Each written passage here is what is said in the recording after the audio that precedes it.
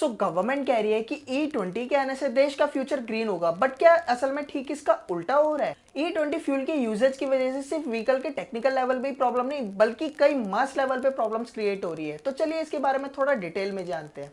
आगे बढ़ने से पहले चैनल को सब्सक्राइब जरूर कीजिएगा, क्योंकि इससे फ्री ऑफ कॉस्ट आपको सारी ट्रेंडिंग इन्फॉर्मेशन मिलेगी। दुनिया भर में इथेनॉल ब्लेंडिंग अलग अलग तरह से होती है, फिर चाहे हम बात करें E3, E5 या फिर E10, हर जगह पे इथेनॉल मिक्सचर्स के अलग अलग स्लॉट अवेलेबल रहते हैं और इसी तरह से अलग कैटेगरी के व्हीकल होल्डर अपनी गाड़ी में उसके हिसाब से फ्यूल डलवा सकते हैं। बट हमारे देश में इस तरह का कोई भी बैकअप ऑप्शन है ही नहीं। अब अगर आपकी गाड़ी पुरानी हो या फिर फ्यूल इंजेक्टर के रबड़ पाइप में कोई दिक्कत हो या फिर पेट्रोल की टंकी के अंदर जंग लग जाए, इससे गवर्नमेंट को कोई फर्क नहीं पड़ता।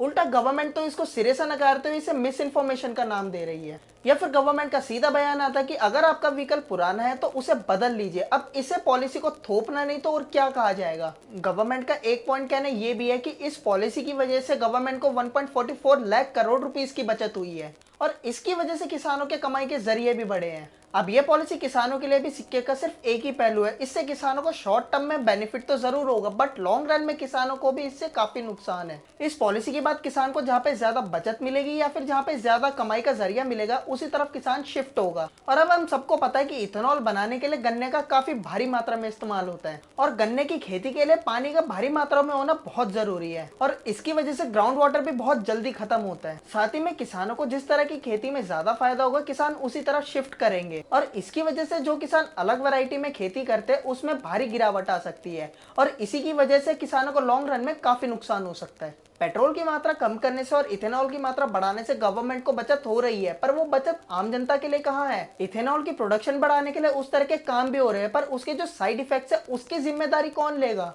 अगर ये पॉइंट्स आपको सही लगते तो इस वीडियो को शेयर जरूर कीजिएगा। So for such kind of trending content, stay tuned with trending सोच।